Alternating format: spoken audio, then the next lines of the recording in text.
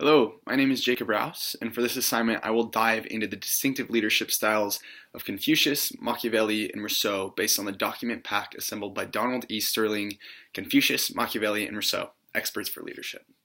To begin, I'll start with Confucius.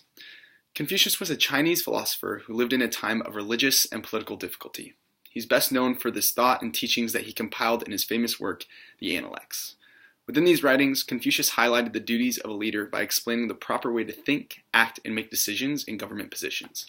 Qualities such as continual learning, frugality, humility, confidence, commitment, and loyalty are all examples found within his teachings that provide a framework for leadership. For example, in the Analects, Confucius states, "The master said, the superior man in everything considers righteousness to be essential. He performs it according to the rules of propriety. He brings it forth in humility. He completes it with sincerity. This is indeed a superior man." Most importantly, Confucius taught extensively on virtue and why leaders must be virtuous. Ultimately, it is a leader's responsibility to develop virtue through education, experience, hard work, and by embodying the characteristics previously mentioned. Now for Machiavelli.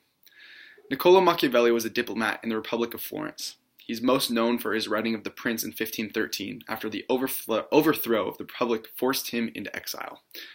Machiavelli's leadership ideology is far removed from that of Confucius.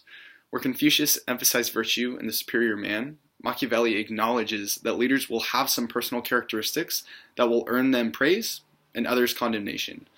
A prince's first job is to safeguard the state, and harboring bad characteristics is sometimes necessary for this end. In his perspective, such vices are truly evil if they endanger the state.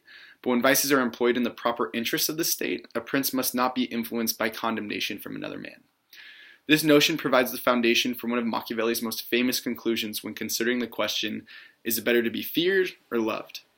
In Machiavelli's words, it is much safer to be feared than loved when, of the two, either must be dispensed with. Rousseau is the last leadership perspective to be covered.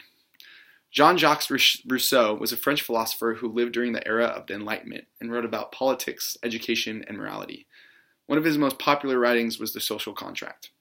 Throughout this work, Rousseau claims that all humans are equal and once lived free. However, that freedom no longer exists as a result of the development of our governing bodies and the resulting corruption that society has had on individuals. Rousseau seeks to address the answer to the question, how can we be free and live together? Rousseau's solution is submitting our individual, particular wills to the collective or general will created through agreement with other free and equal persons. This act, where individual persons become a person or become a people, is, as Rousseau puts it, the real foundation of society. In summation, Rousseau proposes that all men are made by nature to be equals, therefore no one has a natural right to govern others, and therefore the only justified authority is the authority that is generated out of agreements or covenants. So there you have it, the three perspectives on leadership that are about as different as possible. Confucius viewed perfect leadership as something attainable by the superior man. Leadership is carried out through an individual that embodies loyalty, humility, knowledge, and above all, virtue. Machiavelli, contrastly, emphasizes leadership by force, stating that the ends justify the means. In his perspective, it is better to be feared rather than loved, and as long as a leader is utilizing their negative characteristics to increase their power and diplomacy, they cannot be looked at negatively. Rousseau offered a completely different ideology, basically stating that successful leadership cannot be achieved by an individual. Freedom cannot be experienced when being led by an individual, only by coming together collectively to determine the course of action for the group as a whole. Personally, I'm walking away with a realization that leadership is even less black and white than I initially thought. While I ultimately most align with Confucius's leadership ideologies of virtue, respect, and leading successfully based on the personal characteristics that you demonstrate, I can see the allure of Machiavelli and Rousseau's perspectives on leadership, and can also acknowledge that there are times where those might actually work better. At times, you as a leader must accept the fact that a decision you make won't be one that causes those you lead to love you.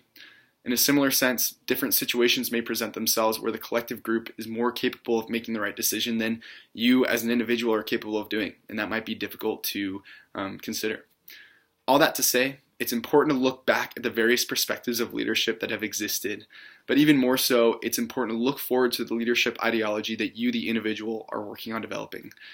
I personally look forward to continue doing so. Thank you so much.